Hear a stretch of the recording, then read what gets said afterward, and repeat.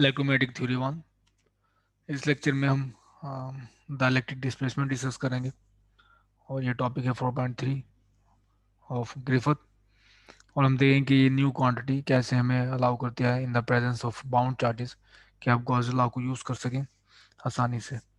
कि हमारे पास अब एक तरफ बाउंड चार्जेस हैं और बाउंड चार्जेस के अलावा जितने भी टाइप हैं चार्जेस की, इसमें से एक इलेक्ट्रो जो फ्रीली मूव करते हैं चार्जेस, और जितने भी बाउंड चार्जेस के अलावा जो पोलराइजेशन के नतीजे में मौजूद में आए हैं उसके अलावा जितने भी चार्जेस हैं हम उसे कहेंगे फ्री चार्जेस। तो इस तरह different type of bound charges, free charges, इनकी मौजूदगी में हम कॉजला कैसे अप्लाई कर सकते हैं और ये कैसे हमारे पास एक यूज़फुल क्वांटिटी है जो हमें यहाँ पे हेल्प आउट करेगी। और हमारा नेक्स्ट टास्क होगा इसी में ही कि आप एक पैरेलल देखें जो इलेक्ट्रिक फील्ड में और एक इलेक्ट्रिक डिस्प्लेसमेंट में जो चीज़ हम डिफाइन करेंगे उसमें एक वो सिमिलरिटी क्या है और डिसिमिलरिटी क्या है। तो बुक हम वो ग्रिफिथ यूज़ कर रहे हैं। The electric field displacement. अब गॉस लॉ तो पहला टॉपिक है इस मेन टॉपिक का, और मेन टॉपिक है हमारे पास द इलेक्ट्रिक डिस्प्लेसमेंट।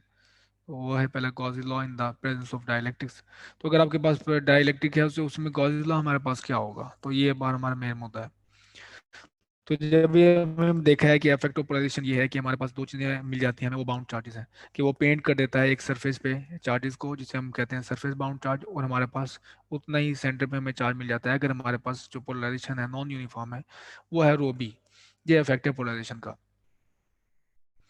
और अगर आपके पास जितने भी चार्जेस हैं, फ्री चार्जेस हैं या जो मर्जी हैं, अदर देन बाउंड चार्जेस, जो इफेक्ट है पोलराइजेशन का उसे हम कहेंगे बाउंड चार्जेस, और इसके अलावा जितने भी चार्जेस हैं वो हम कहेंगे उसे फ्री चार्जेस।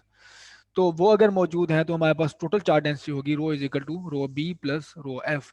रो बी हमारे पास है सर्फ ये बाउंड चार्जेस और डेंसिटी, और हमारे पास रो एफ है फ्री चार्ज डेंसिटी। तो अब अगर आप इसकी डाइवर्जेंस देखें तो हमारे पास जो डाइवर्जेंस के मुताबिक जो हमने स्टैटिक्स में पढ़ा है, del dot E is equal to rho और एप्सिलॉन नॉट होता है। तो एप्सिलॉन नॉट मैंने यहाँ साइड पे लिख लिया। रो हमारे पास ये है, तो रो हमारे जो रो है कंप्लीट वो इज इक्वल टू है रो बी प्लस रो एफ के। और इसको आप कर लें कि रो बी हमारे पास equal to minus delta dot P, del dot P, क्योंकि हमारे पास रो बी की इक्वल यही है। तो अब अगर आप इसको इक्वल करें, यहाँ पे नेगेटिव है यहाँ आके प्लस हो जाएगा, तो इकट्ठा करके आप इस तरह लिख सकते हैं। लेकिन इस केस में अब याद रखना है कि जो इलेक्ट्रिक फील्ड है वो पोलराइजेशन की वजह से नहीं है, ये टोटल इलेक्ट्रिक फील्ड है। ठीक है, वो सारे बाउंड चार्जेस की वजह से भी और वे फ्री चार्जेस की वजह से भी। तो हम इसको इस फैक्टर को जो ब्रैकेट में लिखा हुआ है इसको मैं इकट्ठा करके लिख लेता हूँ और इसको हम कहते हैं electric displacement. This is called is electric displacement. और अगर आप इलेक्ट्रिक डिस्प्लेसमेंट के टर्म में गॉस लॉ अब यहाँ पे इसको दोबारा इस जगह पे वैल्यू पुट कर दो, तो ये बन जाएगा delta dot D is equal to rho F. Delta dot divergence of electric displacement is equal to rho F. देखें यहाँ पे सिर्फ हमारे पास मौजूद है free charge.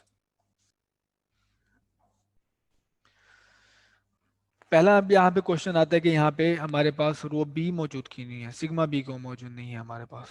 We did not include sigma B. तो इसके ऊपर सोचें और फिर देखेंगे ये क्या क्यों हमारे पास यहाँ पे इंक्लूड नहीं है, फिर हम इसको डिस्कस करेंगे।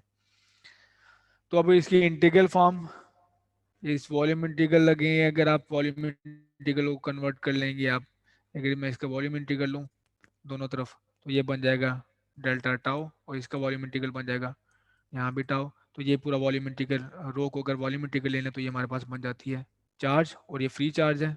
और फ्री चार्ज कौन सा है जो इस स्फीयर के अंदर इंक्लूड है, और बाय डाइवर्जेंस थ्योरम आप इसको कन्वर्ट कर लोगे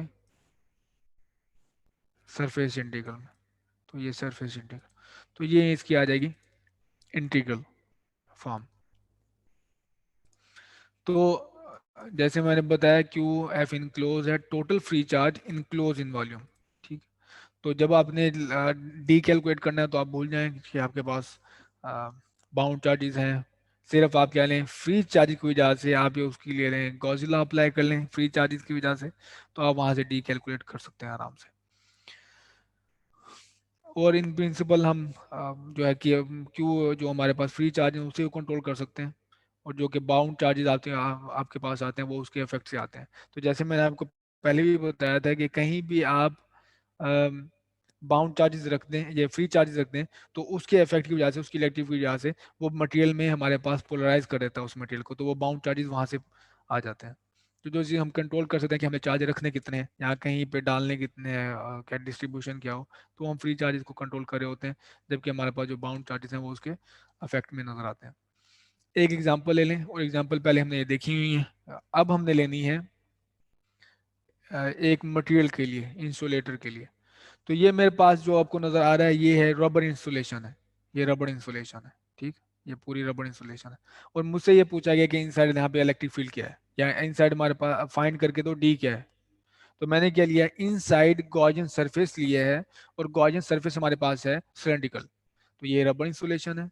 इनसाइड लिए मैंने गॉसियन सरफेस, वो इन सिलेंडर है, उसकी लेंथ कैपिटल एल है और इसका रेडियस है एस, जबकि हमारे पास इंसुलेशन का रेडियस है कैप स्मॉल है और इसकी डिस्ट्रीब्यूशन है। तो गॉजिला अप्लाई किया, और गॉजिला में आप देखते हो कि सिलेंड्रिकल गॉजिन के लिए हमारे पास जो कर्व सरफेस है वो कंट्रीब्यूट करेगी, जो कैप्स हैं ये वाली ये कंट्रीब्यूट नहीं करेंगी।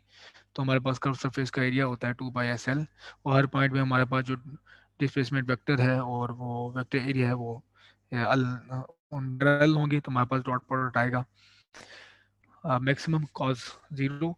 तो d इंटू 2 π s l, ये हमारे पास है कर्व सरफेस का area, is equal to lambda D lambda L. Lambda L हमने कैसे कैलकुलेट किया, आपको लीनियर चार्ज डेंसिटी का फॉर्मूला पता है, लेमडा इज इक्वल टू होता है q डिवाइड बाय लेंथ। तो यहाँ से आपके पास आ जाएगा इनक्लोज चार्ज जितना कि इसके अंदर है।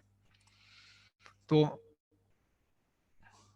ये रही मेरे पास जो displacement, electric displacement D is equal to lambda और 2 π s हैट, और ये होल्ड करता है आपके पास इनसाइड भी और आउटसाइड भी, इंसुलेशन के अंदर भी और बाहर भी हमारे पास। ये आप इलेक्ट्रिक डिस्प्लेसमेंट के देखेंगे इस रबर इंसुलेशन के लिए वो ये होगा। अब जबकि आपने इलेक्ट्रिक फील्ड अगर फाइंड करनी हो इससे, तो वो आप फाइंड करना आपके लिए एक रीजन में फाइंड कर सकते हैं। आपको याद हो कि इसका फॉर्मूला है हमारे पास, डी इज इक्वल टू होता है epsilon naught E plus polarisation, ठीक। तो आउटसाइड जब आप मटेरियल से बाहर हैं, मटेरियल से बाहर की बात करें, तो आपके पास जो पी है वो जीरो होगा, ठीक है। तो फिर आपके पास ई बन जाएगा D divide by epsilon not. तो एप्सिलॉन नॉट डिवाइड करेंगे ई से डी से, तो आपके पास आ जाएगा इलेक्ट्रिक फील्ड। और याद रही ये आउटसाइड है। इनसाइड इलेक्ट्रिक फील्ड क्या है ये आप नहीं बता सकते कि इनसाइड इलेक्ट्रिक फील्ड क्या है, क्योंकि आपके पास इनसाइड के लिए पोलराइजेशन होना जरूरी है, पोलराइजेशन होना जरूरी है। ये होगा तभी आप इलेक्ट्रिक फील्ड बता पाएंगे, अदरवाइज नहीं। इलेक्ट्रिक फील्ड नहीं है तो आप पोलराइजेशन नहीं है तो आप इलेक्ट्रिक फील्ड नहीं बता पाएंगे। लेकिन अगर आपके पास पोलराइजेशन होती तो फिर आप आसानी से बता सकते थे कि D minus P divide by epsilon naught is equal to electric field.